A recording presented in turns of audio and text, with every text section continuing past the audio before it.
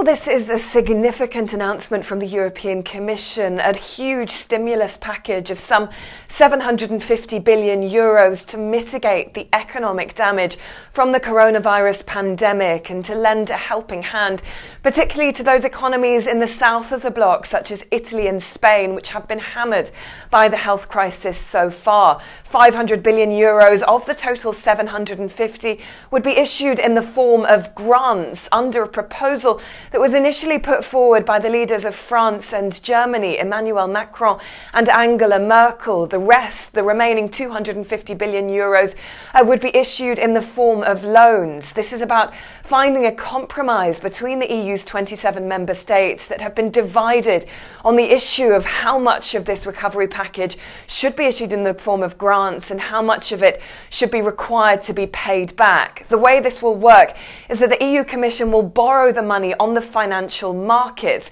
which will then be issued out to those individual member states where it's needed most. The Commission will then pay that money back after 2027 over the course of the coming decades. But this is to deal with a potential recession of historic proportions in the Eurozone, with a contraction of as much as 7.7% predicted for the rest of 2020. And this comes in addition to the $500 billion rescue package already agreed by Eurogroup finance ministers last month. So really, this is an attempt from the EU to step up what they're describing as Europe's moment, a decisive moment in its history.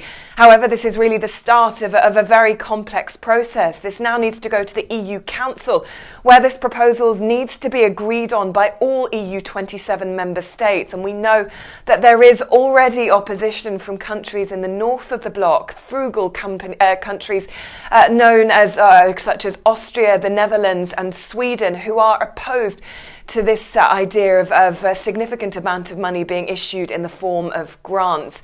It then is up to countries to increase the ceiling by which the EU Commission can borrow on the financial markets, a process that is likely to take 3 to 6 months. So there was a message from EU leaders today that urgency was the message of the day, that this needed to be put through as quickly as possible. Lucy Hoff, DawnDasher News, Brussels.